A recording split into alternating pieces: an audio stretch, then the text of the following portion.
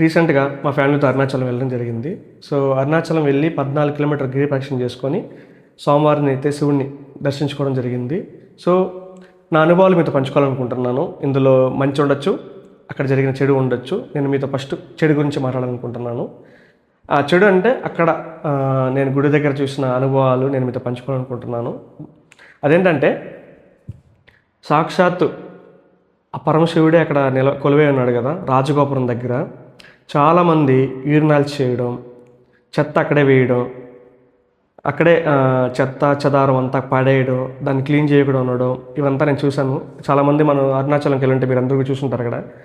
So ఒక పవిత్రమైన స్థలం, ఒక మంచి పవిత్రమైన స్థలం, సాక్షాత్తు పరమశివుడే అక్కడ కొలువై ఉన్నాడు. అంత పెద్ద రాజగోపురం ముందరే ఉంది. మనం వెళ్ళాలంటే అక్కడి నుంచే వెళ్ళాలి. అంతమంది చూస్తున్నారు. నాకు తెలిసి ఎవరైనా కన్సర్న్ రైజ్ చేస్తారో నాకు తెలియదు, కానీ అసలు ఆ టెంపుల్ దేవస్థానం వాళ్ళు పట్టించుకుంటారో నాకు తెలియదు, కానీ అక్కడే చెత్త ఉంది, చెదారం ఉంది. అక్కడ పక్కన షాపుల్లో అమ్మే వాళ్ళంతా తెచ్చి బ్యాగులు ఇచ్చి అక్కడే పెడుతున్నారు. దాన్ని ఎవరు క్లీన్ చేసినట్టుగా లేదు. మున్సిపాలిటీ వాళ్ళు ఉన్నారా లేదా క్లీన్ చేస్తారో నాకు తెలియదు. ప్లస్ అక్కడే యూరినాల్స్, చాలామంది పాస్కి వెళ్ళడం, అక్కడే యూరినాల్ చేయడం, ఇవన్నీ చేస్తున్నారు. నాకు తెలిసి ఇప్పుడు మన తిరుమలలో చూస్తుంటాం, మన తిరుమలలో కానీ కొన్ని దేవాలయాలు మనం ఆంధ్రప్రదేశ్లో చూస్తుంటాం. ఎంత క్లీన్గా మెయింటైన్ చేస్తున్నాం అంటే అంత క్లీన్గా మెయింటైన్ చేస్తున్నాం. మనందరూ కూడా వెళ్ళి చూస్తుంటాం చాలామంది. బట్ అంత పెద్ద అరుణాచలంకి రోజుకి కొన్ని లక్షల మంది, వేల మంది భక్తులు వెళ్తుంటే అక్కడ అసలు మెయింటెనెన్స్ ఏ మాత్రం లేకుండా ఉంటే నాకు అసలు చూస్తుంటే అసలు టెంపుల్కి మేనేజ్మెంట్ ఉందా, ఉంటే వాళ్ళు పట్టించుకుంటున్నారా లేదా జస్ట్ వదిలేసారా, ఇది ఒక టెంపుల్, దీన్ని ఎందులో పట్టించుకోవడం అని వదిలేసారా తెలియట్లేదు.